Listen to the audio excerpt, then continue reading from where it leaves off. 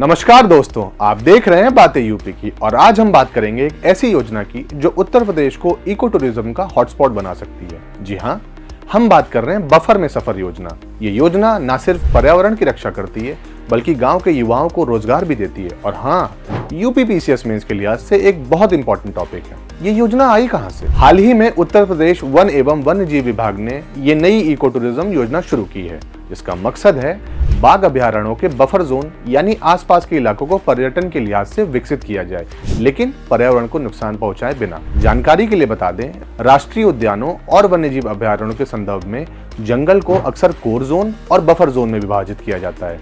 Core zone एक सख्त संरक्षित क्षेत्र है जहां मानव गतिविधि न्यूनतम है, जिसे प्राकृतिक पारिस्थितिकी तंत्र और वन्यजीव के संरक्षण के लिए बनाया गया है।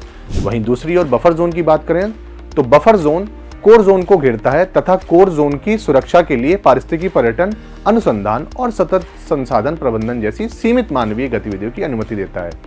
सरकार इन्हीं बफर जोन में अब टूरिज्म को बढ़ावा दे रही है, लेकिन सस्टेनेबल यानी टिकाऊ तरीके से। इस योजना के 3 बड़े मकसद हैं।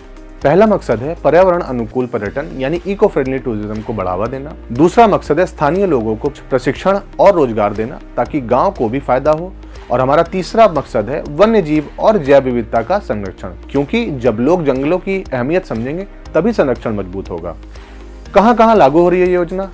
ये योजना उत्तर प्रदेश के कुछ बड़े टाइगर रिजर्व और अभयारण्यों में लागू की जा रही है, जैसे दुधवा टाइगर रिजर्व लखीमपुर खीरी में भारत नेपाल बॉर्डर के पास, पीलीभीत टाइगर रिजर्व जो शारदा और खकरा नदियों के बीच बसा है, कतरनिया घाट और सोहागी बरवा जैसे अभयारण्य जो तराई क्षेत्र की अनोखी जैव विविधता के लिए जाने जाते हैं। एक खास नाम और सुन लीजिए, सिमराई झील जो प्रवासी पक्षियों का ठिकाना है।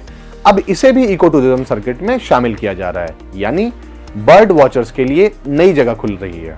अब बात करें कुछ ठोस आंकड़ों यानी डेटा की। 56 इको पर्यटन साइट्स को यूपी में विकसित किया जा रहा है ओडीओपी के तहत। दुधवा टाइगर रिजर्व में पर्यटकों की संख्या 2022-23 से 2023-24 के बीच करीब 54% बढ़ी, यानी 41,952 से सीधा 64,753 हो गई। पीलीभीत टाइगर रिजर्व में आगंतुकों की संख्या 131% तक बढ़ गई। अगर गिनतियों में बात करें तो 23,579 से 54,567 हो गई। पूरे प्रदेश में 2023 से 2024 के बीच कुल पर्यटकों की संख्या में 17 करोड़ की बढ़ोतरी हुई है, यानी 48 करोड़ से बढ़कर 65 करोड़ हो गई है। ये आंकड़े साफ बताते हैं कि यूपी में इको टूरिज्म की मांग और सरकारी प्रयास दोनों तेजी से बढ़ रहे हैं। क्या खास बात है इस योजना में? इस योजना की सबसे खास बात यह है कम्युनिटी लीडरशिप यानी स्थानीय लोगों की भागीदारी। यहाँ guide, home stay, local food, handicraft सब स्थानीय लोगों द्वारा चलाए जाएंगे। इससे ग्रामीण अर्थव्यवस्था को ताकत मिलेगी और पर्यावरण जिम्मेदारी भी बढ़ेगी। क्यों जरूरी है ये योजना? उत्तर प्रदेश को भारत का इको टूरिज्म हब बनाने की दिशा में बड़ा कदम है।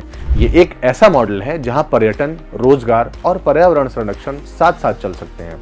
और सबसे जरूरी बात, ये योजना हमें विकास और प्रकृति के बीच संतुलन सिखाती है। अब हम अपने आखिरी सेक्शन यानी यूपी पीसीएस मेंस के लिहाज से इंपॉर्टेंट क्वेश्चंस की बात करते हैं। हमारा पहला प्रश्न है, उत्तर प्रदेश की बफर में सफर योजना के मुख्य उद्देश्य क्या हैं और ये राज्य के पारिस्थितिकी पर्यटन को कैसे बढ़ावा देती है? हमारा दूसरा प्रश्न है, पर्यावरणीय संरक्षण और स्थानीय समुदाय का समावेश बफर में सफर योजना के आलोक में चर्चा कीजिए।